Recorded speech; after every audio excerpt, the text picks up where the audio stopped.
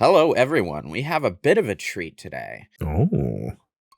This is Clock Tower Rewind, the first official localization of Clock Tower 1, a 1995 horror adventure game for the Super Famicom that never made it outside of Japan, even though the sequels did, for some reason. So, correct me if I'm wrong. Did it get rebooted on the PlayStation? It did have a re-release on the PlayStation 1. Yes. The sequels were on the PlayStation 1 and PlayStation 2, and there was a spiritual successor called Haunting Ground on the PS2. Don't try to buy that, though, because it costs an arm and a leg these days. It's one of those games.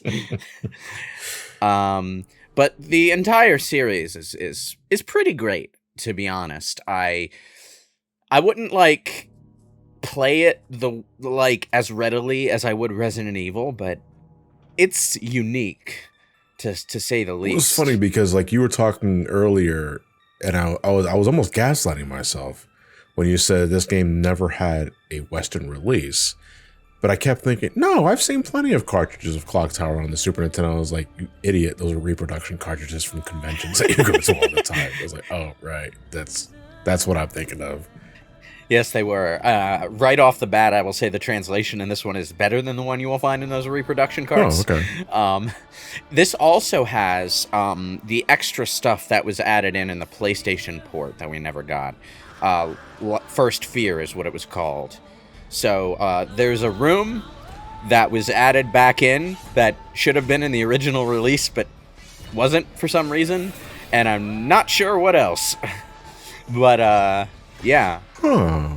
This is based on the PlayStation version. Actually, it's based on the Super Nintendo version with the PlayStation version stuff added back in, weirdly. I'm not sure how I feel about the Scissorman design in this. Well, that's... He's inherently a bit goofy, yeah. But I never got... And forgive me, this is the best comparison I can think of. I never got Scooby-Doo villain out of Scissorman. Well, this is the first time Clock Tower has had this overtly anime aesthetic. Yes. But that's just a new FMV that was added for the re-release, you know? Yeah. WayForward likes to do those, so... Yeah, and it's a good opening. I would be a little bit more salty over Scissorman being a bit goofy looking in it if Scissorman was scary in the first place. But he's really not. He's kind of just he's kind of goofy, and the tension comes from being in a room with him, you know? I mean, yeah. Isn't that enough, though? Because if I recall correctly, because I've never played Clock Tower, the original or Rewind as we're commentating now, I have seen it in action, though, plenty of times, in part due to my brother Elliot talking about it.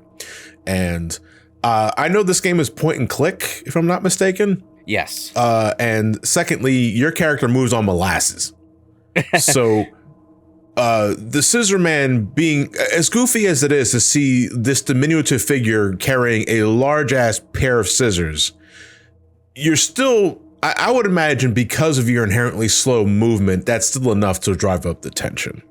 Well, you move slowly when you're walking. The thing is, you have to double click to run, and running drains your stamina.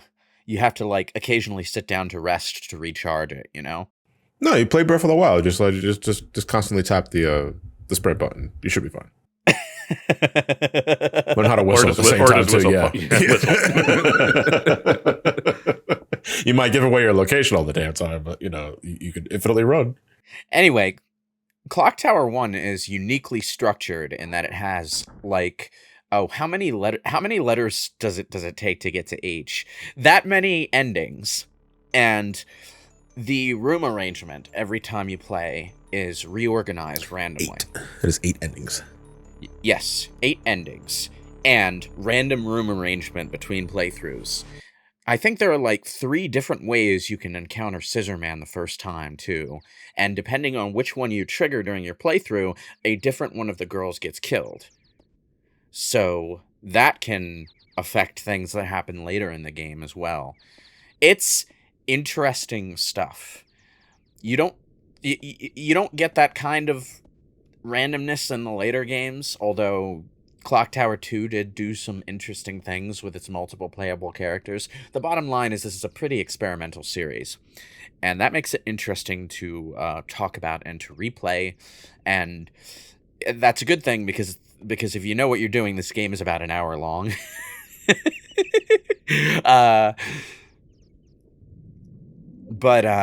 Yeah. Our main character here is Jennifer Simpson. I think I got that right. And this whole group of girls all at once received an offer of adoption from the owner of this big mansion out in the boonies. I'm sorry, I hate this stupid notice message. You can't get it out of your way. Your only option is to pause the game and wait for it to go away. That's very strange. Yeah, I love this game, but the porting job seems like it was rushed. I think the game itself emulates fine. That's probably where they put all their time into, is making sure that the emulator works and making the extra stuff to give, like the motion comics and stuff, to give the package a bit more bang for your buck. But the actual presentation of the port is very basic.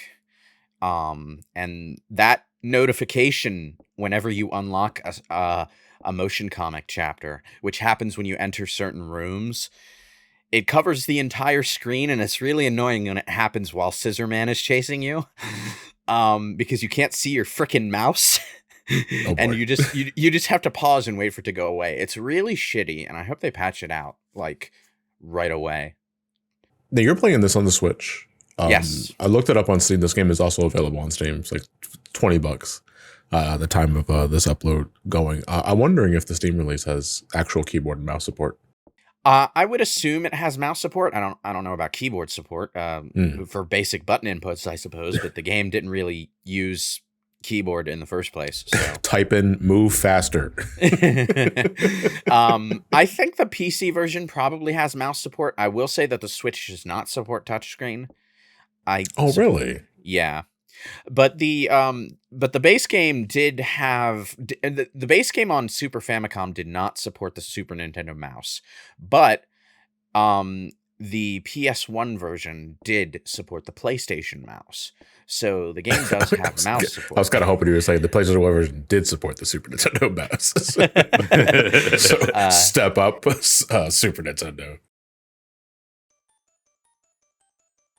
It's just interesting to me to look at horror games pre-Resident Evil, considering the only two worth noting are this and Alone in the Dark, really.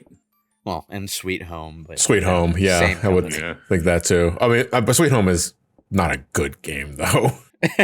Well, it's a product of its time. Yes, it is. A lot of games that are a product of their time from that particular time are very cumbersome to go back to. Or they're just like what was a popular genre at the time, but with like a horror like coat of paint over it. Because I think of like Castlevania is not horror; it's horror coded. Well, I'm thinking more just like in the horror spectrum. I think of like licensed properties like Nightmare on Elm Street or Friday the 13th, which they're not horror games. I'm sorry to say, they're platformers with very clunky or awkward controls, and are just not exactly something I would classify as horror, unless you want to talk about the bad controls, and that's terrifying. Yeah. But I do struggle like to go back into like the more original ideas of what the horror scene was like for video games around this time. And you guys mentioned Alone in the Dark, and what was the other one? I was already blanked. Sweet Home. I'm already blanking on the damn games. Oh yeah, there we go. Yeah, the horror genre's always been interesting in the sense that like there are excellent games in this genre in every era, basically from the beginning. But the appeal of horror as a genre is so necessarily niche that like you can point to any given generation, and there are games that deserve all the love all the praise and all the sales. Sold like dog shit at the time. Yes. Clock Tower isn't necessarily one of them, but some of the sequels I don't think did very well. The fact that the game got as many sequels as it did in the first place, though, I would assume it would indicate healthy sales figures. Maybe not gangbusters, but enough to make ends meet. Well, let me see. This was 1995. Resident Evil 1 was 1996. Yep. So you're after this. yeah, so horror was a bit of a big selling genre at that specific point in time. Yeah, because I would say, like, starting with the PlayStation 1, the horror scene definitely found more of its a home. Yeah. And that would be when Clock Tower 2 came out, just about. I think Clock Tower 3 might not have done so well. That was a PS2 game. And I know Haunting Ground didn't do so well. I think there was another Clock Tower game that was kind of a spin-off on the PlayStation 1. But I don't know how that one did. I wish horror games in the PS2 generation had done better, because there are so many of them that are just like the most amazing games that I've ever played. And I've had to play them on like emulator and stuff, though, because actually getting a physical copy of them is such a daunting prospect. I was trying to get Silent Hill 2 just for recording purposes, and it was $80 at the last convention I was at. It's like, geez. $80? Oh, that sounds like a luxury. Yeah, that sounds pretty lowball. Yeah, you try to go for the ones that weren't mainstream, like Rule of Rose and Haunting Ground, and it's just like, no. No, I know that. I was just pointing out that even the mainstream ones are like overpriced. Yeah. Yeah, but you know, for recording purposes, I think you could probably have used the PC version. With the Comic Sans Silent Hill Ranch? No. The PC version. Silent Hill 2, 3, and 4 were all released on PC. Although for some reason only 4 was ever released on GOG. It's weird. Maybe it's only a matter of time, because I think just recently Resident Evil, the classic Resident Evil series was sent to GOG as well. Yeah, maybe. Yeah. I mean, it probably won't happen for a little bit, because I'm pretty sure Konami wants their remake to sell for a while. Yeah. But, maybe for sure. Maybe we can hope. But like, I'll tell you what, those PC versions have some great HD patches. I mean, that's the joy of just having a PC version in the first place, so you can fuck with it. Or at least download someone else fucking with it. Good old mods. It looks like I'm in the courtyard, she says. I can't tell. There's a big old text notification in my way. Jesus. Anyway, like I said, the room arrangement in this game is randomly organized every playthrough. So me ending up in the courtyard by the pool, that's just for this one playthrough. The game doesn't take very long. It's not that big, but... Oh, no! I'm surprised I'm surprised she just started screaming the moment she was on screen. Help me! Anne! Don't you worry! Right? Don't worry! You need help? High fives her as she goes down. I think what they're trying to communicate is that she's being dragged under. She's being dragged under, I think. Yeah, and Jennifer's hesitating because, well, Scissorman. Anyway, yeah, this is one of 3 different ways that Scissorman can first appear for you. It's cool. It's genuinely cool. How different each playthrough can be. Not just because of how many ways you can end up progressing through the game, but also because there are things you genuinely won't notice that you can even do on your first pass through a room.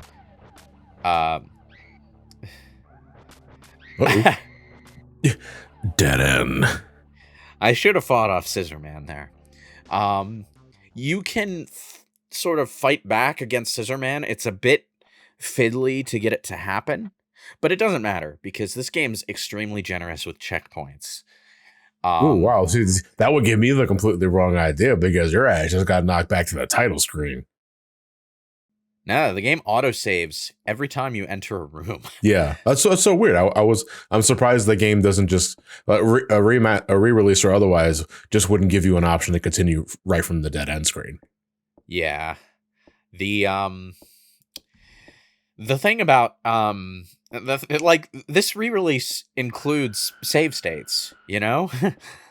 But this is like one of those rare games that where it's like, yeah, even in the old days you didn't really need save states because like the checkpoints were extremely generous. Infinite continues. This is not Resident Evil where you're rationing out ink ribbons to try and bookmark your progress after a certain amount of stuff gets done. I appreciate that in a point and click game where you're kind of trial and erroring your way through everything. Yeah. And there is some trial and error in Clock Tower 1, but I wouldn't say it's that much trial and error. Most of the time, I need to trial and error my way through something. It's because I didn't notice there was an object I could interact with in a specific place, and it's because I'm all tense because I'm running away. Like I didn't notice that plank by the door there. I think you can use that plank when you're running away from someone to brain them, to just brain them, bonk them on the head as they walk through the door. Give them the good old 2x4. Oh no, a board with a nail in it. Now, Scissorman is an idiot, so basic-ass hiding places like this work on him. Not so much a certain other adversary that we're going to run into by the end of this video. Scissorman is not the only danger, although he is the main one. Scissorman 2 carries a scissor on each hand. Yeah. Likes to go by Edward.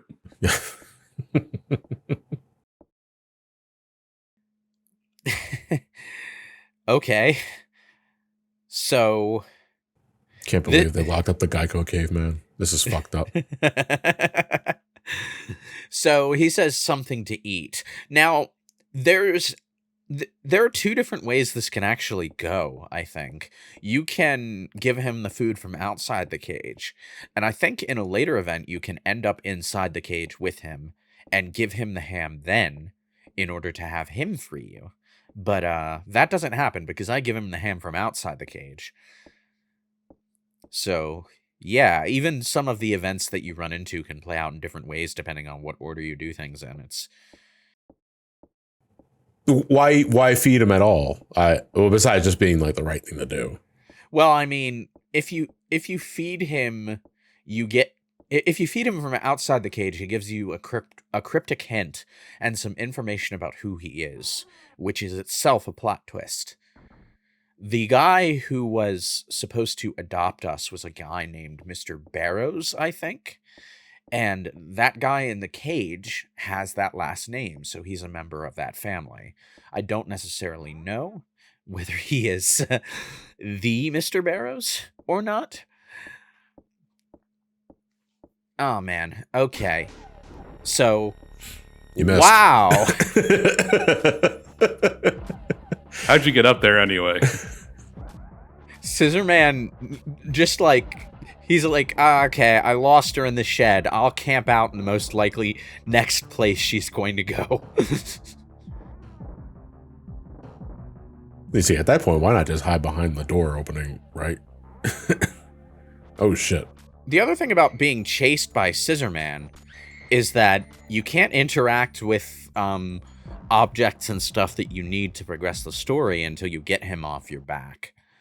So he is a speed bump whenever he shows up. He is an obstacle that needs to be dealt with then and there, like when he spots you. Yes. Yes, indeed. So, like I said, the game autosaves every time you enter a room. That means in the middle of the Scissorman chase, if he's on your ass, you have to get him off your ass. Yeah, like there's no escaping that. Oh, here we go. I mean, it'd be funny if talking was a free action, so... Ow! She pushed me!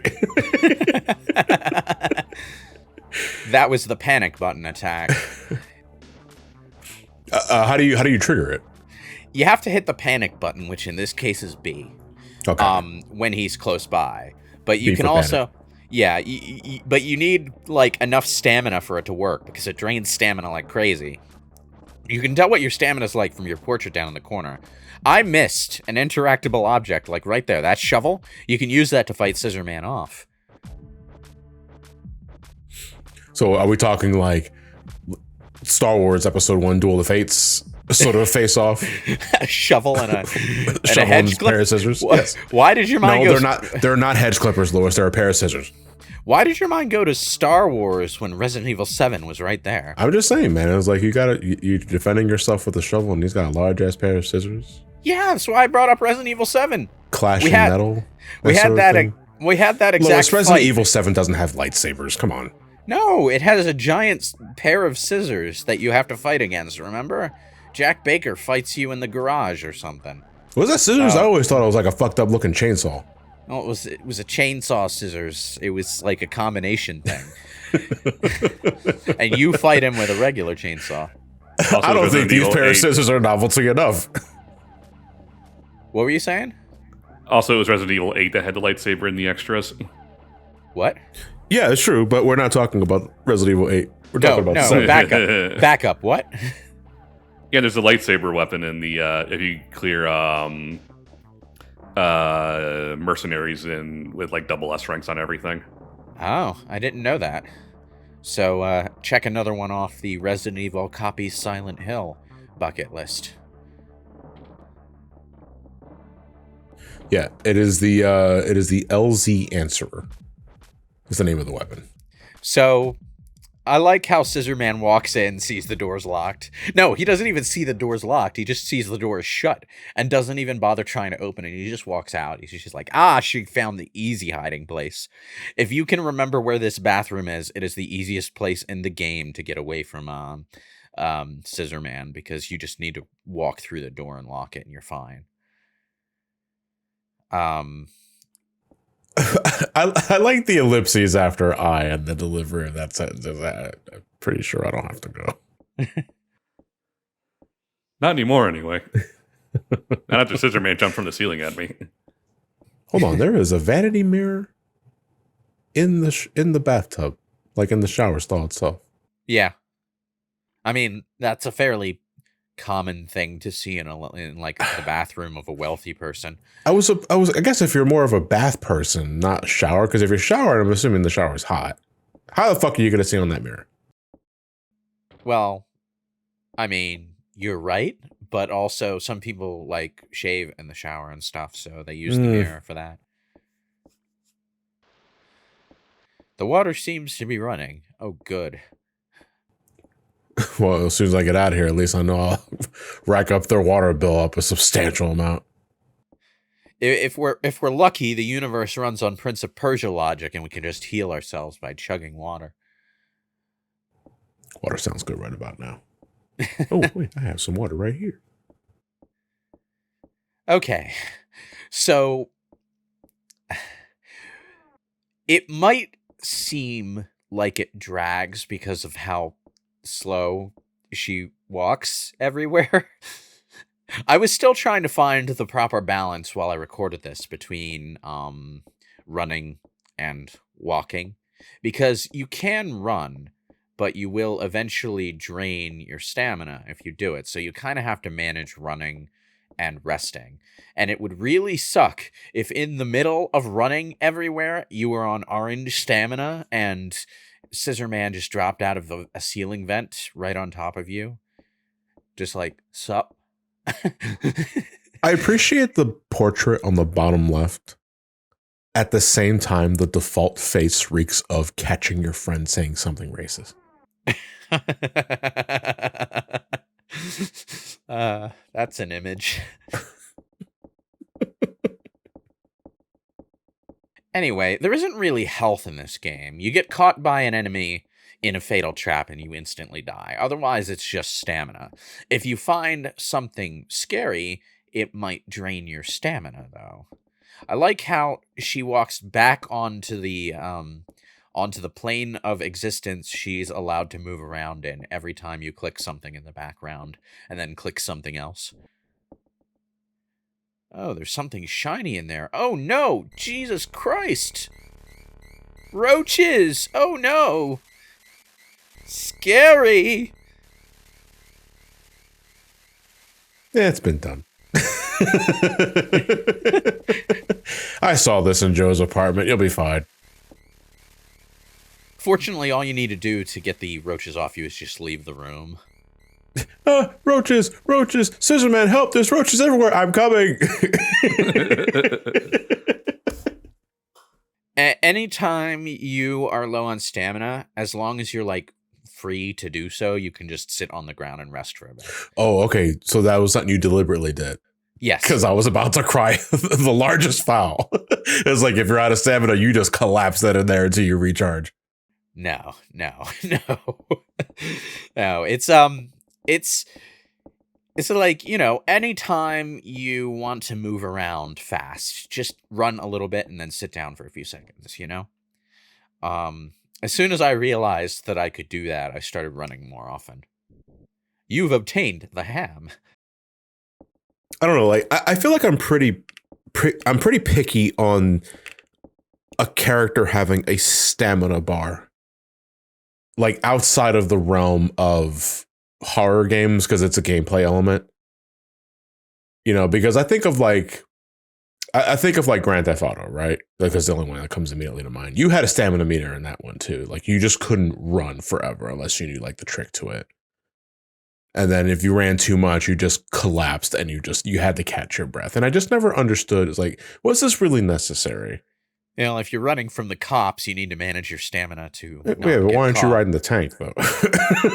Because you haven't found it yet. Cheat codes, my friend. Cheat codes. Well, I mean, if you're using cheat codes at that point, you're likely also putting like infinite stamina as well. But my point is that I'm very particular when it comes to a game having a stamina mechanic because I feel it's only applicable or at least justifiable without much argument in a horror game. Because I would even argue I'm not really the biggest fan of stamina in like, say, Zelda. Because I don't know. I feel like in an adventure game, running should be a free action. Just for the sake of ease of movement and getting to places faster. Well, I mean, running is a free action. It's sprinting that takes stamina, but know what I fucking mean. but the real meat of the system is for climbing and gliding. Right. It's like I'm playing Tears of the Kingdom right now, and if I didn't have that stamina bar, those Skyview towers would get you literally anywhere. But back to Clock Tower though, stamina is also pulling double duty as a kind of soft health system, because if you don't have enough stamina to fight off Scissorman and he corners you, you're dead. So I'm assuming the blue in the background is a neutral state. Yes, blue in the background is high stamina. High stamina, okay. Yeah, and then it transitions toward red as you get lower. And also your character's face will reflect how exhausted she is. I have to confess, I did not think that was a ham. I thought it was just a pile of coins.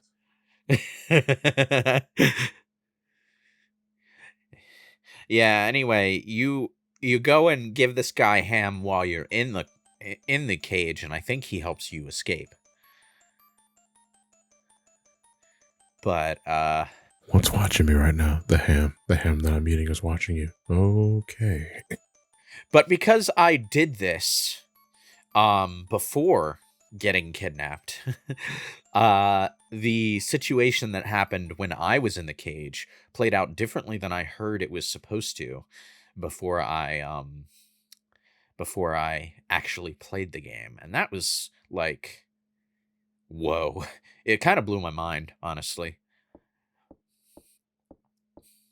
You see, my experience with point-and-click adventure games is that there's always one specific thing that you have to do in one specific place to progress one specific element of the story, and it will basically always play out the same way. Try everything on everything. But Clock Tower is more about, like, there's kind of like a branching flowchart of possible things that can happen here. To me, that's more interesting because it gives you reason to play again rather than just a linear path where you know everything, so you get done in like 20 minutes. I mean, there's fun to be had in that, especially if a game likes to take the piss out of it with like a new game plus, like give Jennifer a pair of rollerblades, for instance, so she could just mosey along every floor. Yeah, no, she's really good on flat surfaces, but she struggles on stairs. Yeah, or hell, like if you want some added defensive measures, give her a fucking give her football gear. Well, I mean, she does already struggle on stairs. She can't run up or down stairs. She just can't. She walks up and down them very slowly. What the hell? Is she wearing heels? I don't know. I don't think so. In the FMV opening, she's wearing what looks like ordinary loafers. So like they're flat shoes that you walk and run on normally. She just fuck. I'm gassed. She moves up and down stairs very, very slowly. She hasn't mastered stair shuffling yet. I really hope that we get more Clock Tower re-releases in the relatively near future. It would be excellent. It would be doubly excellent if you would just do a remaster of Haunting Ground, Capcom. Please. I want to buy that game, but I don't want to spend $300 on it, Oh, what was it released for again? PS2. That was PS2, okay. Yeah.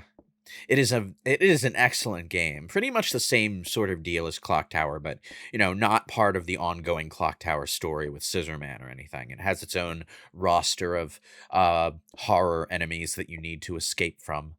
Oh, right. Okay, I have seen this game before.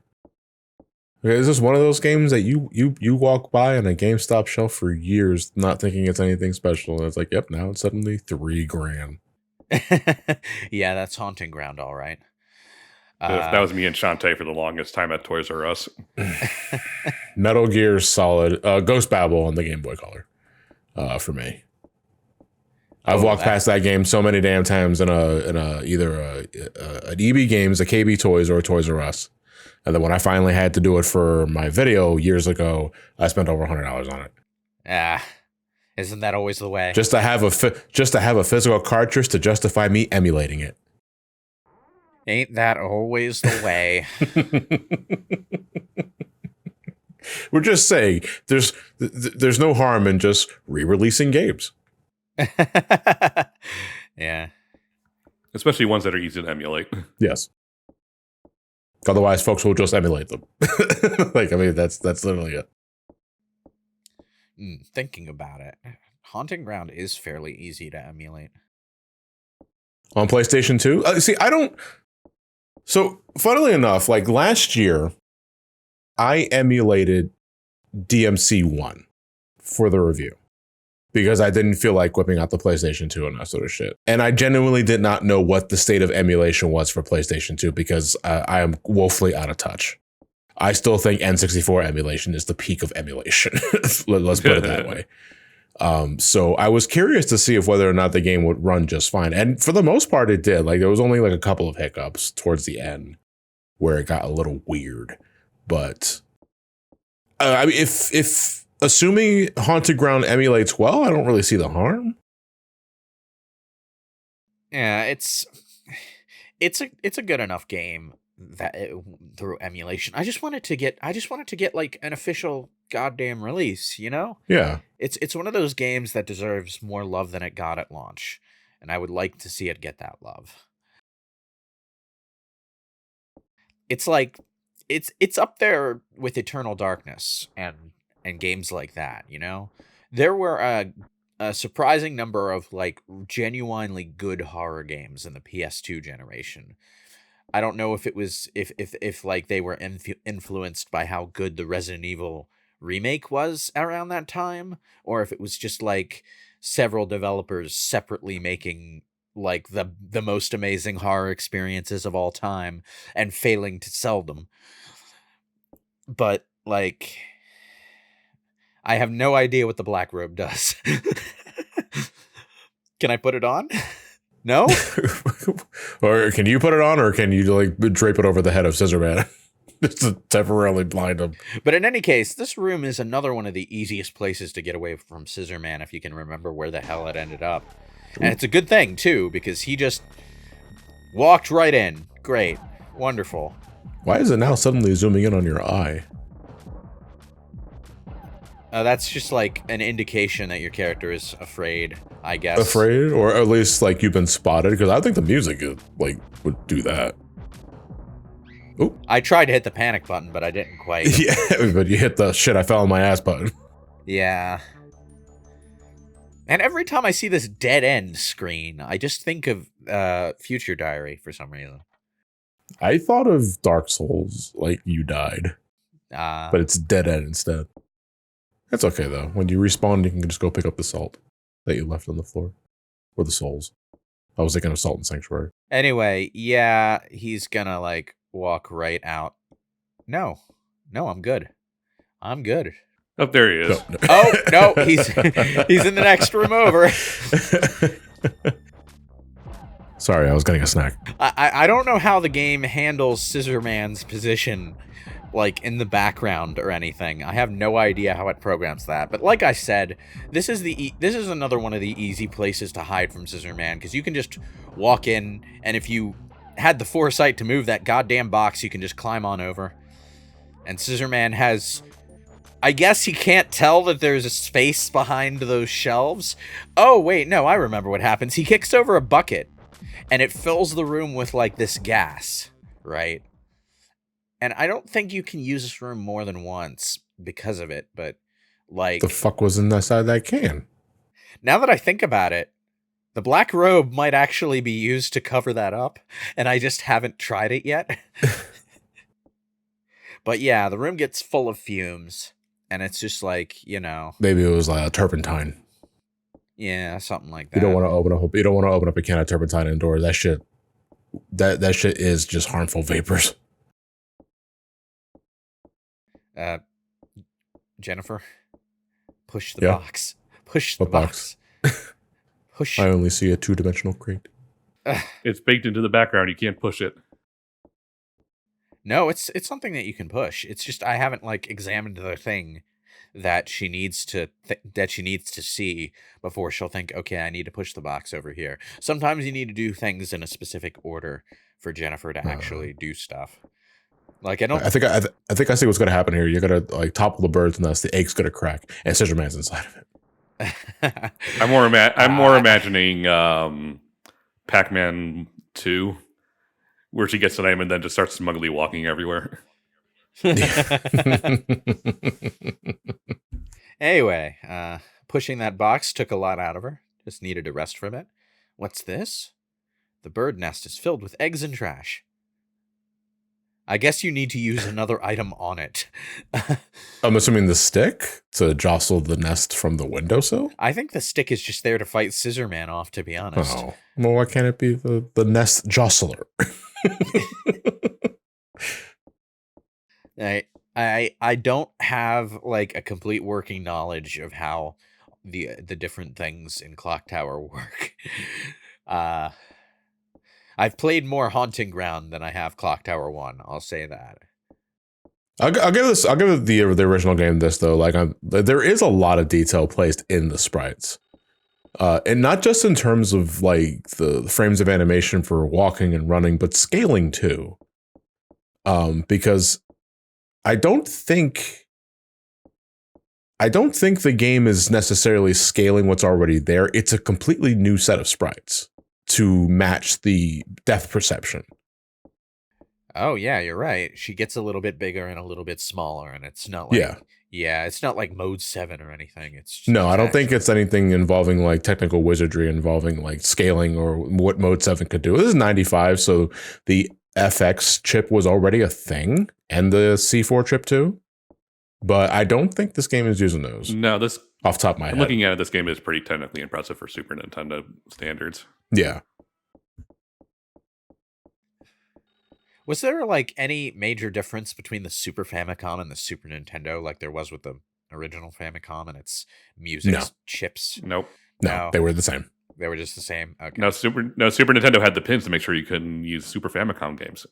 I was gonna say it's like the only difference between the Famicom, the Super Famicom, and the Super Nintendo was the 2 plastic tabs that prevented you from playing Super Famicom games on the Super Nintendo, which you can easily remove and play Super Famicom games on your Super Nintendo. I was about to ask, yeah. Yeah. That was my first ever hardware modification I ever did to a console I owned. When was that?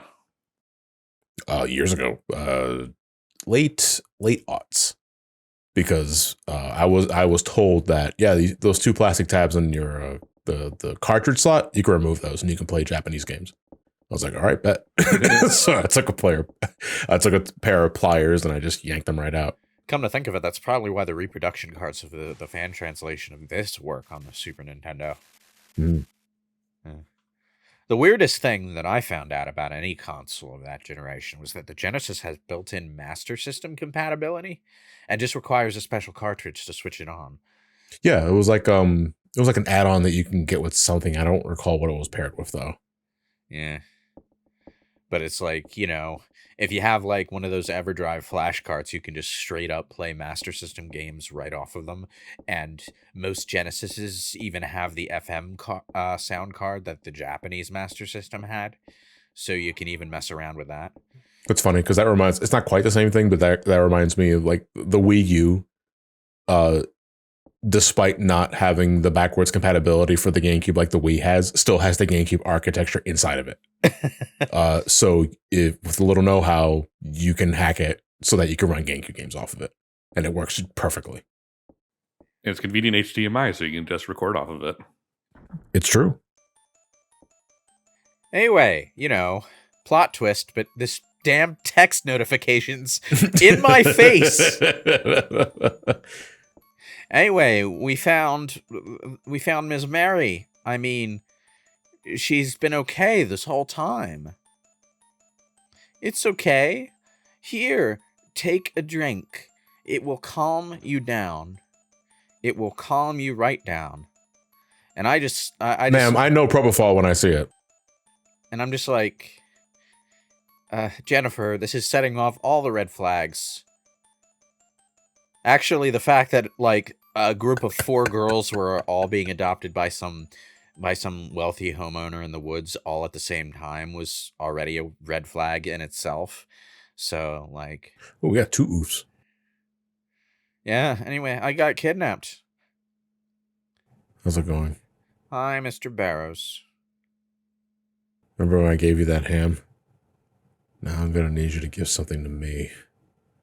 I thought that was Ranma for a second. Kind of looks like her, yeah. Yeah. One of the other girls came over to rescue me. Yay! Glad you're okay. Where were you the whole time I was running away from Scissorman? Hiding in a box. She leaves in a haste, both of them do, and lock the cage before the dude can leave. It's like, fuck, wait, like I'm still in here. Oh wait, they just deadass leave that door open. So like, I'm assuming he leaves. Oh shit. Oh no. So here's our other villain of the game.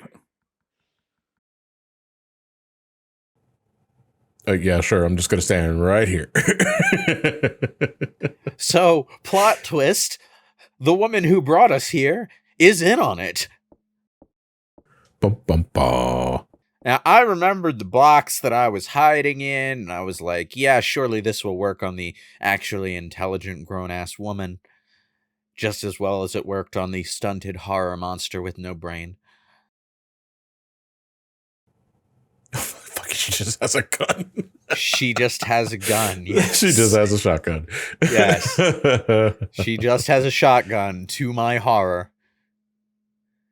I think at this point you might be able to jump out of the box and run away. Possibly. But, maybe you can even jump out of the box and, like, give her a jump scare. But me, being the hesitant, like, doofus that I am, I just waited until she found me. Now, you might think her finding you will put you back in the cage. Nope. Ooh, ow. That's freaking horrifying. No blood. and you don't even actually see anything. Nope. All implied. Yeah. Or just directly, not even implied, it's directly stated. You got fucking shot. The end. Yes. Well, that was a pretty depressing ending. It's a horror movie. You didn't think I was playing as the one who survived, did you? No, because normally in horror movies, there's supposed to be a sequence where you win, but then at the end, it's like, it's the end, or is it? There is actually an ending where Scissorman ends up in the back of the car that you drive away in, all Freddy Krueger style. Yeah. But it's just one of the many endings. There is no happy ending. Die. I think the best ending that you can possibly get is to escape the house with one person still alive. But Is that Jennifer? No, I mean like one of the other girls along. Oh, with you. okay. I wonder if it's possible to save them all, or do some have to die for story progression? I'm assuming. I think like one of them always dies when Scissorman introduces himself, but it's a different one depending on what room you go to when Scissorman appears, and I think like whoever survives, I think there's like 3 different endings for like one of the others surviving, but it's only just like one of them. So that's. I want more Clock Tower re-releases. I want to play Clock Tower 2 and Clock Tower 3 with its whack ass like panic mode system where your character will just run around flailing their arms wildly when they lose their shit. Well, if this does well, I'm sure Way Forward and others will want to do more of them, so. If it does well, though, I think it's got a lot riding against it, though, just in terms of people needing to know about it. Because out of curiosity, I looked up the timeline of Clock Tower releases, right? So you had Clock Tower in 95 and the PS1 game in 96. Then you had The Struggle Within in 98, Clock Tower 3 in 2002, and then there's this game in 2024. That was a 22-year gap. Oof. Yep. Yeah. So this game's, I'm going to assume that this game is going to have fight an uphill battle, but never say never. You never know. This is one of those times where I would really like remake culture to kick in. Clock Tower remakes, please. Yeah. Or at the very least, there'll be a spiritual successor that's kickstarted. They got to call it Bell Tower though. It's just not the same.